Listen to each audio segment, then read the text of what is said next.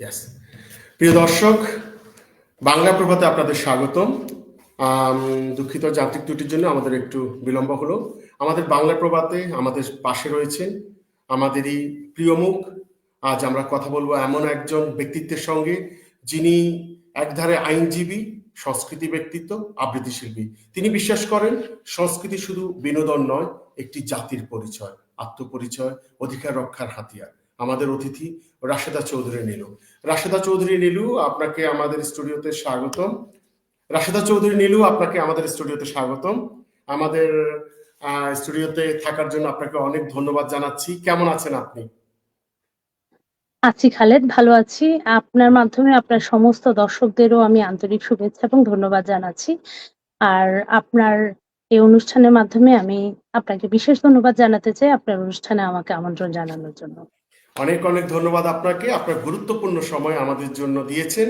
আজকের অতিথি আপনারা দেখছেন বন্ধুরা, অ্যাডভোকেট রাশেদা চৌধুরী নীলু, আপিল বিভাগ, বাংলাদেশ সুপ্রিম কোর্ট এবং আবৃত্তি শিল্পী। আজকে আমাদের আলোচনার বিষয় হচ্ছে কবিতা ও সংস্কৃতি চর্চা এবং সমসাময়িক বিষয়। নীলু, আমরা আর দেরি না করে চলে যাব আপনার কিছু ব্যক্তিগত এবং আপনার জীবন বৃত্তান্ত দর্শক জানতে চায়। আমরা জানি আপনি বেশ কিছু বছর যাবৎ আপনি আইন পেশার সাথে জড়িত রয়েছেন এবং আমরা জানি যে আপনি একজন মেধাবী স্টুডেন্ট ছিলেন। আপনার শৈশব কেমন ছিল? কবিতা আবৃত্তির প্রতি আপনার ভালোবাসা কিভাবে তৈরি হলো, একটু যদি বলতেন। খালেদ, আপনি জানেন আমার জন্ম এবং বেড়ে ওঠা মফস্বলের একটি জেলা শহরে। তো আমি যেই জেলায় জন্মগ্রহণ করেছি এবং যে সময়কালে আমি বেড়ে উঠেছি, সেই সময় পড়ালেখার পাশাপাশি একটা মেয়ে সংস্কৃতি চর্চা করা এটা খুব বেশি সহজ বিষয় ছিল না। বিশেষ করে বাবা মায়ের অনুমতি পাওয়া, প্রেক্ষাপটটা নিজের অনুকূলে থাকা এবং সমাজ তাকে সেই বিষয়ে সাপোর্ট করাই, সব মিলিয়ে খুব একটা সহজ পথ চলা ছিল না কোনো মেয়ের জন্য। তো সেভাবে আমি বলবো আমি খুবই ভাগ্যবান। আম আমি আমার বাবা-মার কাছ থেকে যথেষ্ট সহযোগিতা, সাহস এবং উৎসাহ পেয়েছি। আপনারা যারা আম একসাথে আমরা সংস্কৃতি চর্চা করেছি, সবার সাপোর্ট নিয়েই আজকের এই আমি রাশিদা চৌধুরী নীলু। এক্ষেত্রে আমি কাউকেই কৃতজ্ঞতা আসলে কম জানাতে চাই না এবং আমি আমার সমাজ ব্যবস্থাকে, সেই সময়ের পরিবেশকে, আমার নোয়াখালী জেলার মানুষকে, আমার বন্ধু-বান্ধব, পরিচিতজন সবাইকে এর কৃতিত্ব দিতে চাই।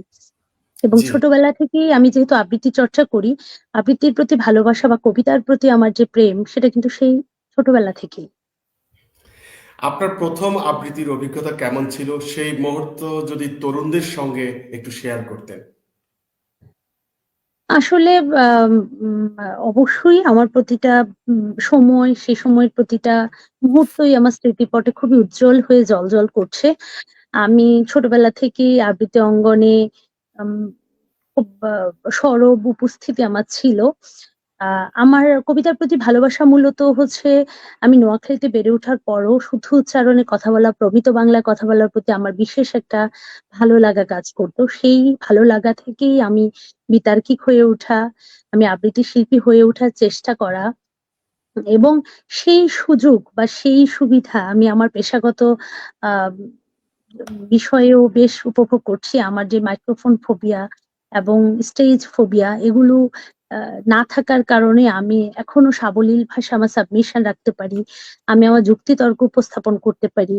আমি আমার কথা দিয়ে হয়তো অডিয়েন্স আকৃষ্ট করতে পারি। সব কৃতিত্ব আসলে আমার সেই সংস্কৃতি চর্চার মধ্যেই থেকে যাবে। জি। আপনার জীবনে এমন কোন মুহূর্ত আপনাকে সংস্কৃতি চর্চার প্রতি আরো বেশি অনুপ্রাণিত করে? আসলে খালেদ, আমরা যখন কবিতা আবৃত্তি করতাম বা সংস্কৃত চর্চা করতাম, আ আ সেটা সেই সময়টাতে আমরা খুব আবৃত্তি শিল্পটা তখন কিন্তু অতটা প্রচার প্রসার ছিল না এখনকার মতো। তখন শিমুল মুস্তফা, মাহিদুল ইসলাম, ভাস্বর বন্দ্যোপাধ্যায়, জয়ন্ত চট্টোপাধ্যায়, মাসকুরে সাত্তার কল্লোল, উম উনাদের কবিতা শুনেই আসলে আমাদের বড় হওয়া। হুম, হুম, হুম, হুম, হুম। আপনার মনে আছে আমাদের সময় ফিতাওয়ালা ক্যাসেট পাওয়া যেত। শিমুল মুস্তফা ফেরি করে সেই ক্যাসেট বিক্রি করতেন। আমরা মফস্বলে থেকে সেই ক্যাসেট আমি সংগ্রহ করতাম, সেই কবিতা শুনতাম। সেই কবিতা শুনেই আজকের আমি আবৃত্তি শিল্পী হয়ে ওঠার চেষ্টা করা। সব মিলিয়ে আসলে প্রত্যেকটা মুহূর্তই আমার কাছে স্মৃতিময়। আমি যখন ঢাকাতে ১ম আসলাম, আমার কাছে মনে হতো যে আমি মফস্বলের একটা মেয়ে। আমি বোধহয় এখানে অনেক বেশি এখনো পিছিয়ে আছি, অনেক বেশি এখনো সেকেলে। তাদের থেকে আমার মান হয়তো অনেক পেছনে। পরে আমি যখন দেখলাম যে আসলে না, এই সংস্কৃত চর্চাটাই আমাকে আজকে তাদের পাশাপাশি প্রতিনিধিত্ব করার এবং তাদের পাশাপাশি নিজের প্রতিযোগী হিসেবে নিজেকে আ আ গণ্য করার একটা উপায়। তখন আমার মনে হয়েছে যে না, সংস্কৃতি চর্চা এটা আসলেই অযথা সময় নষ্ট নয়। এটা আসলে মানুষের রুচিবোধ তৈরি করে, মানুষের মননশীলতাকে আরো পরিপক্ক করে, মানুষকে অনেক বেশি পরিশুদ্ধ করে, পরিশালিত করে, মার্জিত করে এবং মানুষকে মানসিকভাবে অনেক উন্নত করে। জি। দর্শকরা অধীর আগ্রহে অপেক্ষা করছেন আপনার আবৃত্তি শোনার জন্য। আজকে আমাদের জন্য কি শোনাবেন প্লিজ? খালেদ, আমি আমার খুব পছন্দের একটা কবিতা। আমি ১ম এই ক্ষমা চেয়ে নিচ্ছি, অনেকদিন আমার চর্চা নেই। কোনো ভুল ত্রুটি হতেই পারে। তো যেহেতু আমি একজন মা, আমি একজন গৃহিণী, আ আবার একজন পেশাজীবী। সব মিলিয়ে আবৃত্তি চর্চাটা এখন আর আগের মতো হয় না, ইচ্ছে থাকা সত্ত্বেও। তো আমি আজকে সুকান্তের 'ছাড়পত্র' কবিতাটা শোনাতে চাই। জি, প্লিজ। যে শিশু ভূমিষ্ঠ হলো আজ রাত্রে, তার মুখে খবর পেলুম, সে পেয়েছে ছাড়পত্র এক।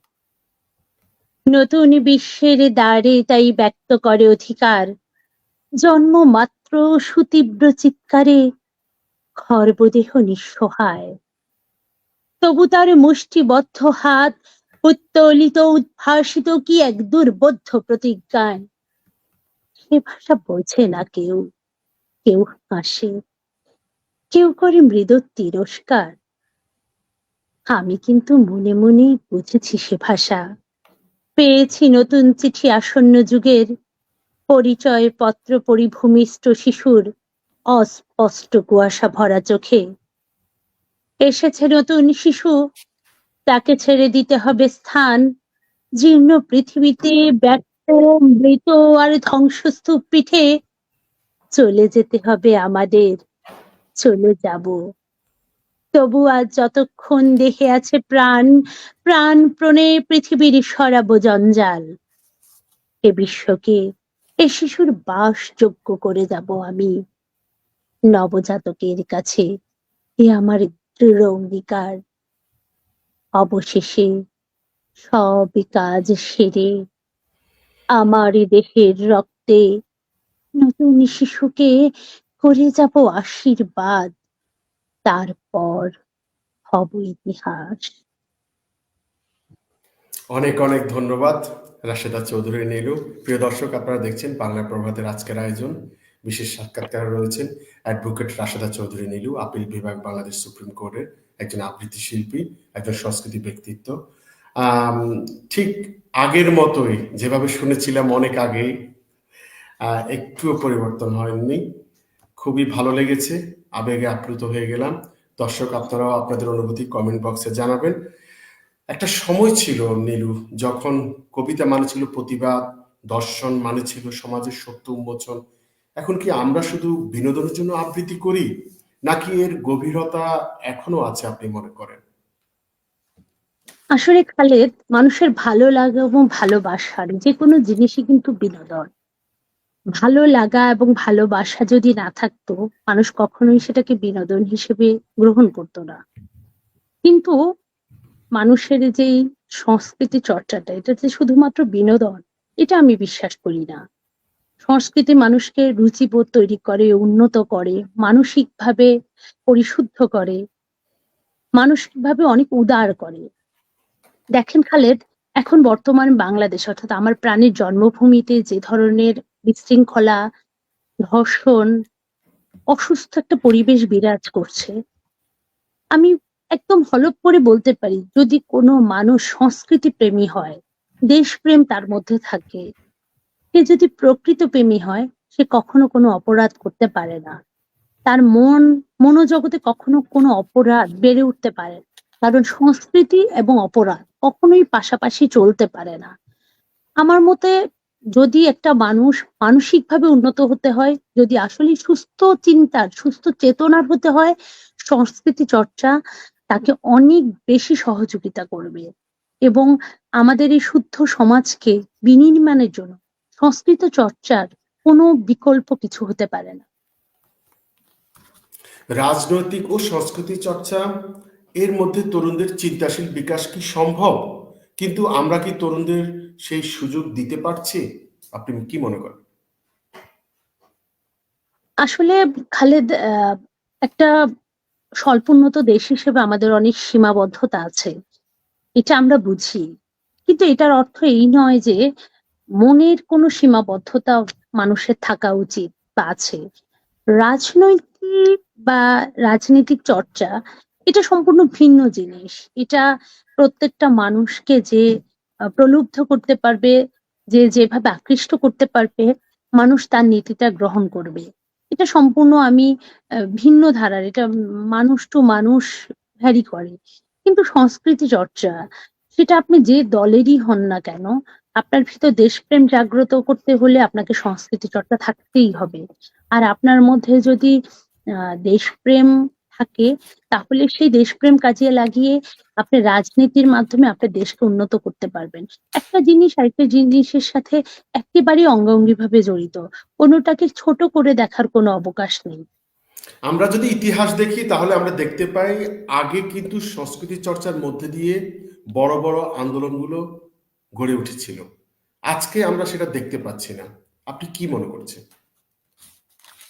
আহ সংস্কৃতি আসলে মানুষ, আমি আপনাকে প্রথমেই একটা কথা বলেছি, রুচি প্রকাশের জন্য, উন্নত রুচি গঠনের জন্য সংস্কৃতি চর্চা লাগবে। আমরা 52 ভাষা আন্দোলন, 71 মুক্তিযুদ্ধ, 69 গণ অভ্যুত্থান এবং সর্বোপরি আপনি দেখেন আহ, মানে প্রতিটা সংগ্রাম আন্দোলনের পিছনে, এবং এই যে 2024 সালে যে যে আন্দোলন হলো, এবং আহ, সবকিছুতেই আপনি দেখেন মানুষের নিজেকে প্রকাশের একটা ভাষা হচ্ছে সংস্কৃতি।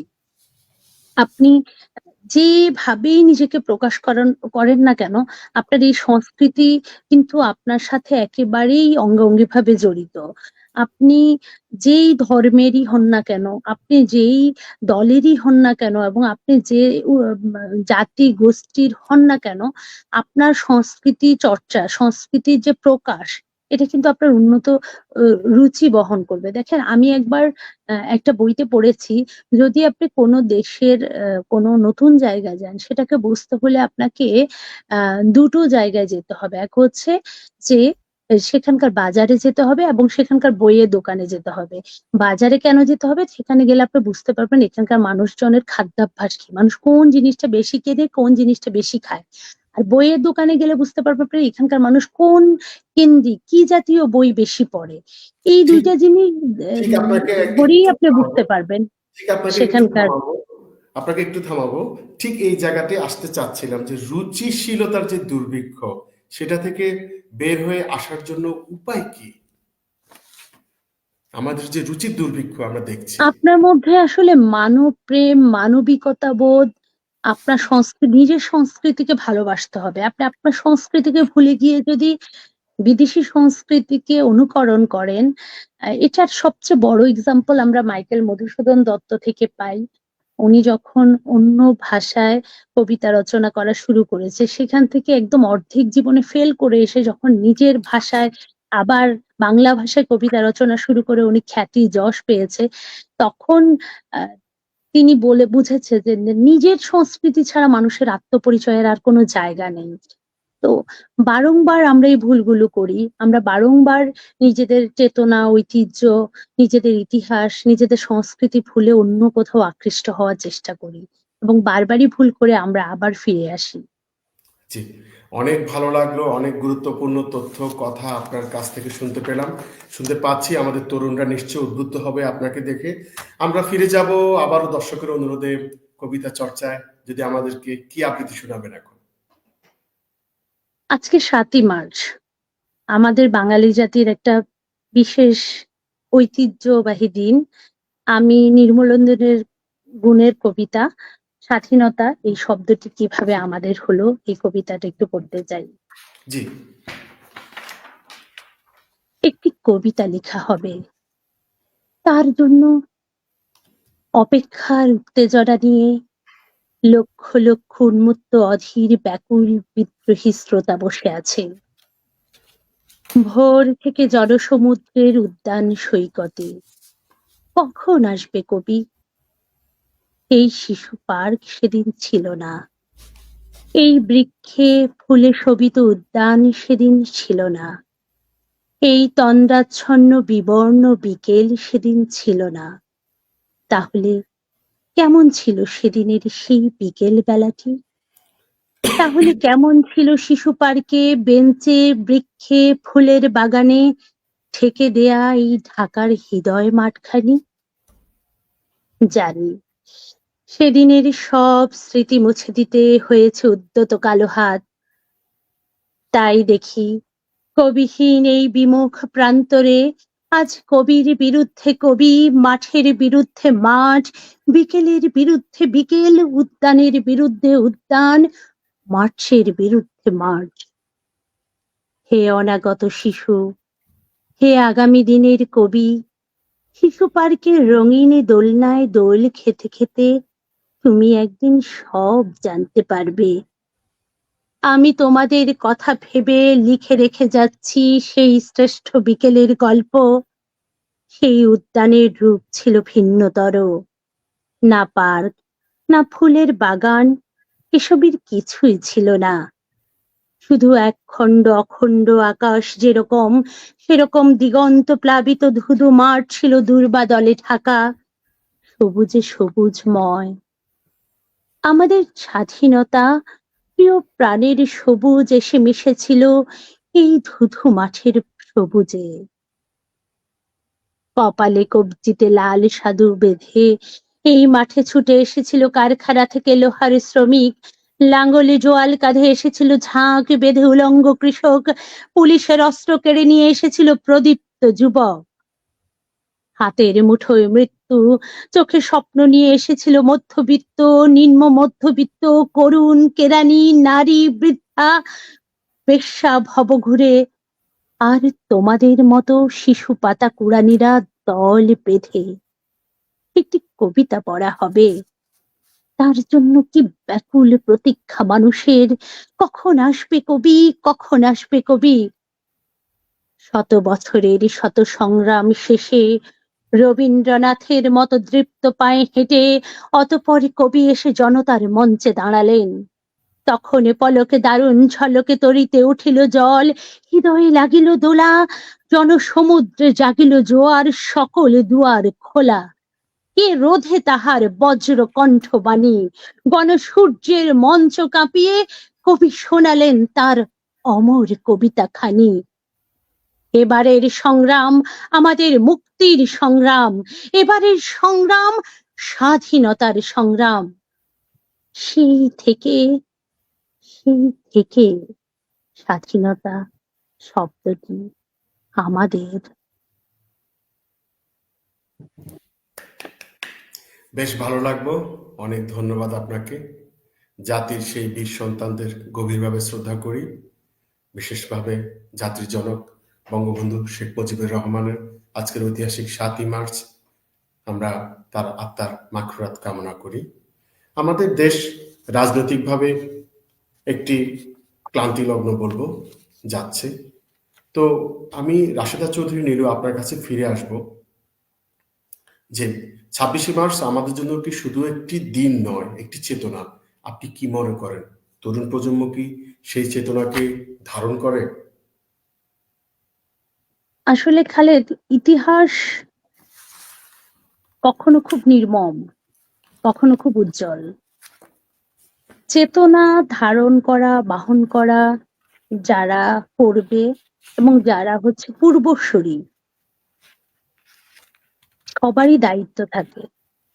পূর্বসূরিতে দায়িত্ব থাকে তাদের উত্তরসূরিদের সঠিক ইতিহাস জানানো, এবং যারা নতুন প্রজন্ম তাদের উপরও দায়িত্ব বর্তায় সঠিক ইতিহাসটা অবলোকন করে নিজের চেতনাকে উজ্জ্বল করা।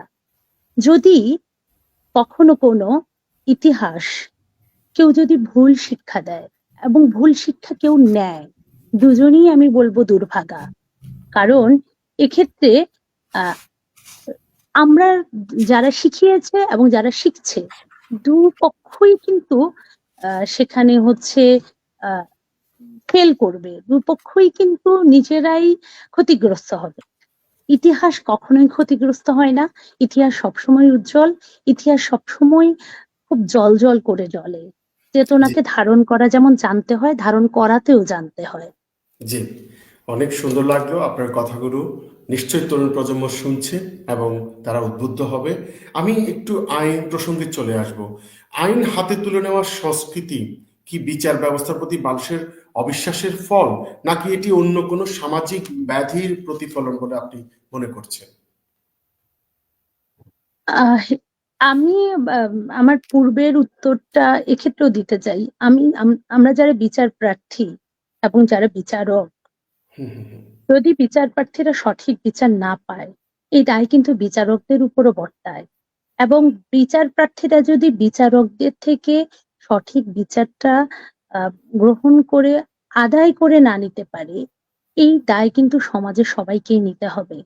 কারণ আমি একটা বিচার প্রক্রিয়া আমার হাতে তুলে নিলাম, নেওয়ার পর আমি বিচারের যে একটা ধারাবাহিকতা আছে সেটা নষ্ট করে দিলাম। এটা কিন্তু আমি জাতির জন্য এবং আমার পরবর্তী জেনারেশনের জন্য খুব বাজে একটা নিদর্শন উদাহরণ রেখে যাচ্ছি। সুতরাং আমার উম, যখন আমি যার কাছে বিচার চাইতে যাব তার প্রতি আমার আস্থা এবং সম্মান থাকতে হবে। আর যারা বিচার কাজ করবেন তাদেরও মাথায় রাখতে হবে যাতে আমার প্রতি আস্থাটা থাকে, আমার বিচার প্রক্রিয়াটা সেরকম সহজলভ্য করতে হবে যেটা জনগণের মাঝে আমি পৌঁছাতে পারি, জনগণ আস্থাশীল হয় এবং মামলার জট যেন না থাকে, খুব দ্রুত সহজ ভাষায় বিচার প্রার্থীর কাছে বিচারটা পৌঁছাতে হবে এবং এটার জন্য সবাই সমস্বরে কাজ করতে হবে, সবাই একসাথে কাজ করতে হবে। জি, আমি বাংলা প্রভাতের একটা নিউজ পোর্টালে আজকে আমাদের খুব মর্মান্তিক একটি ঘটনা আপনার সাথে শেয়ার করব। নির্মল শৈশবের যে উজ্জ্বল হাসি তা থমকে গেছে এক ভয়ঙ্কর বাস্তবতার সামনে। বাচ্চা মেয়েটি বেড়াতে গিয়েছিল বড় বোনের বাসায়। ফিরতে দেরি হয়ে যাবে দেখে বড় বোনের আদরের ছোট বোনটিকে থেকে যেতে বলছিল। তার মনে হয়েছিল দুলাভাই যখন বাসায় আছেন তখন নিশ্চিন্তেই রাত কাটানো যাবে। সে কিন্তু আর নেই। এই যে বাংলাদেশের বিচার ব্যবস্থার প্রতি মানুষের আস্থা ফেরাতে কি ধরনের আইনি সংস্কার প্রয়োজন বলে আপনি মনে করেন? খালেদ, বিচার প্রক্রিয়া এবং বিচারের যে ধারা, বিচার ব্যবস্থার যে বিষয়, এসবগুলো কিন্তু মানুষের উন্নয়নের জন্য। যদি মানুষের জীবন অনিরাপদ হয়ে যায়, আমরা কি হবে আমাদের এই বিচার ব্যবস্থা, এত আইন, এত প্রয়োগ, এত উদাহরণ, এত নজির স্থাপন করে? আমি শুধু একটা কথা বলতে চাই, আমাদের রাষ্ট্রের যেমন কিছু দায় আছে, জনগণ হিসেবে আমাদের প্রত্যেকটা ঘরে প্রতিটি মানুষের দায় আছে। প্রত্যেকটা মানুষকে একেবারে সচেতন হতে হবে, সোচ্চার হতে হবে। একটা ঘটনা শুধু আমার সাথে ঘটার পর আমি সেই বিষয়ে কনসাস হব, অন্যর সাথে ঘটলে সেটা আমার কোনো দায়িত্বের পর্যায়ে পড়ে না। ঠিক এই জায়গাটা, এই বাঁধনটা, শৃঙ্খলটা ভেঙে প্রত্যেকটা মানুষকে জেগে উঠতে হবে এবং কোনো মানুষকেই আহ মানে একটা একটা বিচারও যেন অবিচার হয়ে না ফিরে আসে। প্রতিটা বিচার অপরাধীর যেন শাস্তি হয়, প্রতিটা অপরাধী যেন শাস্তির আওতা হয়, এটা প্রত্যেকটা মানুষকে একসাথে সম্মিলিতভাবে চেষ্টা করে যেতে হবে। এগুলো আসলে খুব দুঃখজনক। আমরা বারবার দুঃখ প্রকাশ করি, কদিন পরে সবাই ভুলে যাই, আবার সঠিক নিয়মে আমাদের জীবনযাপন চলতে থাকে, আবার এরকম ঘটনা ঘটতেই থাকে। এই বিষয়গুলো না সবাই মিলে একসাথে কথা বলার সময় এসেছে। আমি আমি আসলে সোশ্যাল মিডিয়ায় এই ধরনের ঘটনাগুলো নিয়ে কথা বলি কম, লিখতে চাই কম।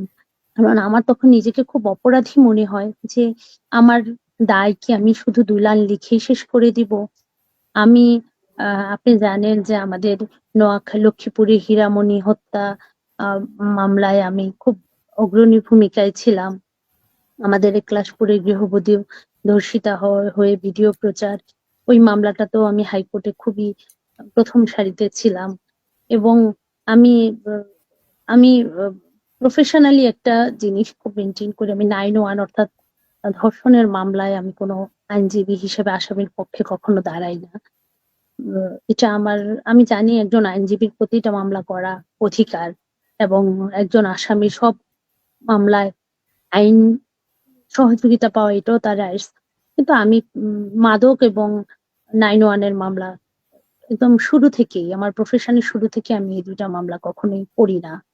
তো আমি অন্তত চেষ্টা করি যে কোনো ভিকটিমকে সহযোগিতা দেওয়ার জন্য এবং আমার মাথায় আছে যে আমি কখনো যদি আমার সুযোগ হয়, আমি লিগ্যাল এইডে কাজ করছি। আমার যদি কখনো সুযোগ হয় আমি শুধুমাত্র যারা হচ্ছে 9-1 এর মামলায় ভিকটিম বা 9-4 এর মামলায় ৯ ধারা এবং ১০ ধারায় ভিকটিম তাদেরকে মানসিক স্বাস্থ্য এবং আইনি সহযোগিতা দিয়ে সাহায্য করব। তো এসব বিষয়ে কথা বলে আসলে কোনো লাভ নেই। এসব বিষয়ে এখন সবাইকে কাজ করতে হবে এবং সবাইকে জেগে উঠতে হবে। আমি শুধু এটুকুই বলবো। জি প্রিয় বন্ধুরা, আপনারাও রাশেদা চৌধুরী নীলুর মতো এই ভিকটিমগুলোর আপনারা চিনে রাখুন, দেখে রাখুন এবং ভুক্তভোগীদের সহযোগিতা করুন। সত্যি নিন্দা জানানোর ভাষা নেই, ভাষা হারিয়ে ফেলছি আমরা। খুব শেষে চলে এসেছি। মুক্তিযুদ্ধের চেতনা এবং বিচার ব্যবস্থার কঠোরতা, এই ২ জিনিসকে একসঙ্গে কাজ করতে পারবে? আপনি কি মনে করছেন? আম খালি ২ জিনিস। মুক্তিযুদ্ধ চেতনা, মুক্তিযুদ্ধ আপনাকে একটা দেশ দিয়েছে। সেই দেশ গঠনের দায়িত্ব আপনার আমার সবার। জি, চেতনা আপনি কিভাবে ধারণ করবেন, আপনার দেশকে আপনি কি পর্যায়ে দেখতে চান, জি, গ্লোবাল যুগের সাথে উন্নত প্রযুক্তির সাথে তাল মিলানোর জন্য আপনাকে কতটা উন্নত হতে হবে, সে জি, উন্নত হতে গেলে আপনি আপনার সংস্কৃতিকে কতটা ধারণ করবেন, কতটা উন্নত করে অন্য দেশের সাথে বা উন্নত বিশ্বের সাথে কিভাবে কম্পিটিশনে থাকবেন, টিকে থাকবেন, আপনার ঐতিহ্যকে কিভাবে ধারণ করবেন, এটা তো সম্পূর্ণ আপনার নিজস্ব ব্যাপার। আপনি যদি মনে করেন আমি আমার মুক্তিযুদ্ধের চেতনা ধ্বংস করে দিব, আমার মুক্তিযুদ্ধের দরকার নাই, এই ফলটাও আমিই ভোগ করব।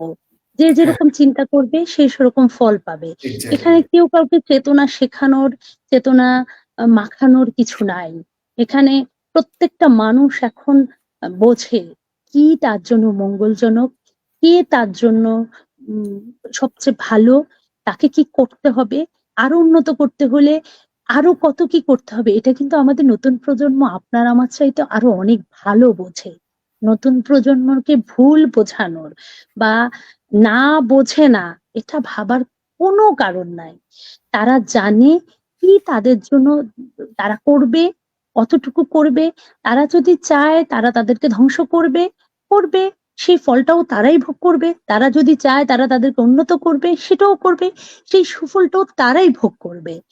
আর বিচার ব্যবস্থা দেখেন, বিচার ব্যবস্থা বলেন আর সবকিছুই কিন্তু এদেশের মানুষের কল্যাণের জন্য। আপনি আইন তৈরি করছেন, আইনের প্রয়োগ করছেন, সব কিন্তু দেশকে সমুন্নত করার জন্য।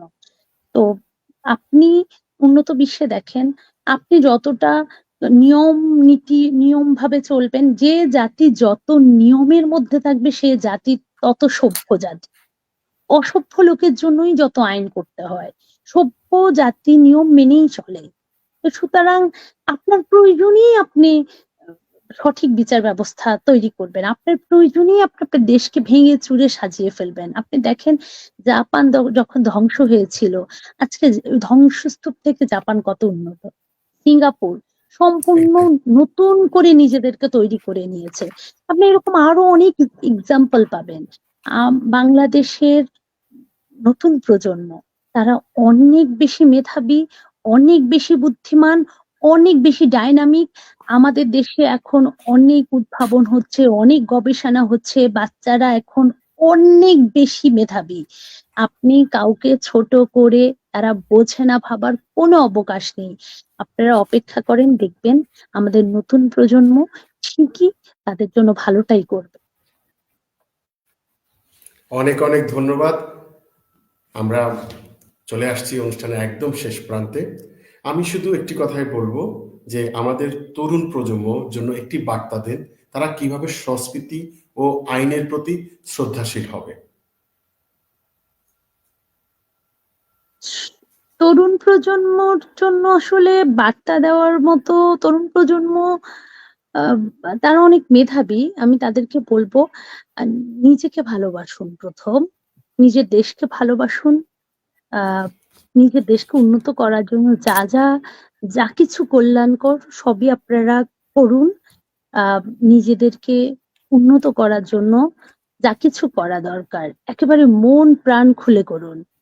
পৃথিবীর কোনো শক্তি, অশুভ শক্তি আপনাদের পথ রোধ করতে পারবে না। আপনারা বা আগে মানুষ শুধু অল্প পড়তো, এখন আপনারা মহাবিশ্বের, উন্নত বিশ্বের একেবারে সবকিছু নিয়ে পড়াশোনা করেন, সবকিছু নিয়ে গবেষণা করেন। আপনারা কারো থেকে কম বোঝার কোনো অবকাশ নাই। আপনারা অনেক ভালো করবেন। শুধুমাত্র নিজেকে ভালোবাসুন, নিজের দেশকে ভালোবাসুন। যা কিছুই দেশের জন্য কল্যাণকর শুধু তাই করে যান। অনেক অনেক ধন্যবাদ রাশেদা চৌধুরী নীলু। প্রিয় দর্শক, আপনারা দেখছেন অ্যাডভোকেট রাশেদা চৌধুরী নীলু, আমাদের আজকের অতিথি, আপিল বিভাগ, বাংলাদেশ সুপ্রিম কোর্ট, একজন আবৃত্তি শিল্পী। আমরা অনুষ্ঠানের শেষ পর্যায়ে চলে এসেছি।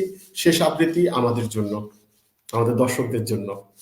আচ্ছা, আমি একটা কমন আবৃত্তি করতে চাই, একেবারে সুন্দর সাবলীল কবিতা, জি। প্রতুল মুখোপাধ্যায়ের কবিতা আমি বাংলায় গান গাই।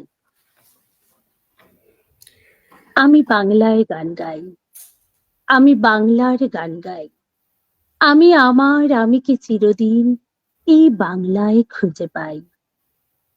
আমি বাংলায় দেখি স্বপ্ন, আমি বাংলায় বাঁধি সুর। আমি এই বাংলার মায়া ভরা পথে হেঁটেছি এতটা দূর। বাংলা আমারই জীবনানন্দ, বাংলা প্রাণের সুখ। আমি একবার দেখি, বারবার দেখি, দেখি বাংলার মুখ। আমি বাংলায় কথা কই, আমি বাংলার কথা কই। আমি বাংলায় ভাসি, বাংলায় হাসি, বাংলায় জেগে রই। আমি বাংলায় মাটি উল্লাসে করি, বাংলায় হাহাকার। আমি সব দেখে শুনে খেপে গিয়ে করি বাংলায় চিৎকার। বাংলা আমার দৃপ্ত স্লোগান, ক্ষিপ্ত তীর ধনুক। আমি একবার দেখি, বারবার দেখি, দেখি বাংলার মুখ। অনেক অনেক আমি ধন্যবাদ। বাংলায় ভালোবাসি, আমি বাংলাকে ভালোবাসি। আমি তারই হাত ধরে সারা পৃথিবীর মানুষের কাছে আসি। আমি যা কিছু মহান বরণ করেছি বিনম্র শ্রদ্ধায়। মিশে 13 নদী, 7 সাগরের জল, গঙ্গায় পদ্মায়। বাংলা আমার তৃষ্ণার জল, তৃপ্ত শেষ চুমুক। আমি একবার দেখি, বারবার দেখি, দেখি বাংলার মুখ। আমি একবার দেখি, বারবার দেখি, দেখি বাংলার মুখ। অনেক অনেক ধন্যবাদ। মুক্তিযুদ্ধের চেতনায় 7ই মার্চ, ঐতিহাসিক 7ই মার্চ শ্রদ্ধা জানাই বঙ্গবন্ধু জাতির জনক শেখ মুজিবুর রহমান এবং মুক্তিযুদ্ধের সকল শহীদদের প্রতি। এবং ধন্যবাদ জানাই আপনাকে। আরো কিছু কবিতা শোনার ছিল, যেমন শাড়ি ছিল, বাতাসে লাশের গন্ধ পাই, এবং অনেক কিছু আমাদেরকে যদি আরেকদিন সময় বের করতে পারবেন, আমরা ইনশাআল্লাহ চেষ্টা করব আপনাকে আবারও আমাদের অতিথি হিসেবে আমন্ত্রণ জানানোর জন্য, এবং দর্শক শুনবে আরো অনেক ভালো ভালো কবিতা। খালেদ, আপনার মাধ্যমে আপনার সমস্ত দর্শকদেরকে, আমার প্রাণের জেলা নোয়াখালীর সকল মানুষকে এবং বাংলাদেশের মঙ্গল কামনা করে সবাইকে ধন্যবাদ জানিয়ে আমিও কৃতজ্ঞতা জানাতে চাই আমাকে আমন্ত্রণ জানানোর জন্য। সবার জন্য অনেক অনেক শুভকামনা থাকলো। ধন্যবাদ। অনেক অনেক ধন্যবাদ। আপনাকে কাছে পেয়ে আমরা অনেক আনন্দিত, আশা করি দর্শকও অনেক আনন্দিত। আপনাকে অনেক অনেক ধন্যবাদ জানাই। দেখা হবে আগামী কোনো একদিনে। ধন্যবাদ অ্যাডভোকেট রাশেদা চৌধুরী নীলু। আবার দেখা হবে। ভালো থাকবেন প্রিয় দর্শক। বিদায় নিচ্ছি আমরা। আমাদের বাংলা প্রভাত নিউজ পোর্টাল রয়েছে, রয়েছে আমাদের পেজ এবং ইউটিউব চ্যানেল, এবং আমাদের সাথে যদি আপনি থাকতে চান, আমাদের সাথে কাজ করতে চান, আমাদেরকে ইনবক্স করুন। আপনার যদি উপস্থাপনার যোগ্যতা থাকে, আমরা চেষ্টা করব আপনাকে নিয়ে কাজ করার জন্য। আজকের অতিথি ছিলেন অ্যাডভোকেট রাশেদা চৌধুরী নীলু। দেখা হবে কোনো এক পরিসরে। ভালো থাকবেন। বিদায় নিচ্ছি আমি সাইফুদ্দিন খালেদ। সালামু আলাইকুম, শুভ সন্ধ্যা।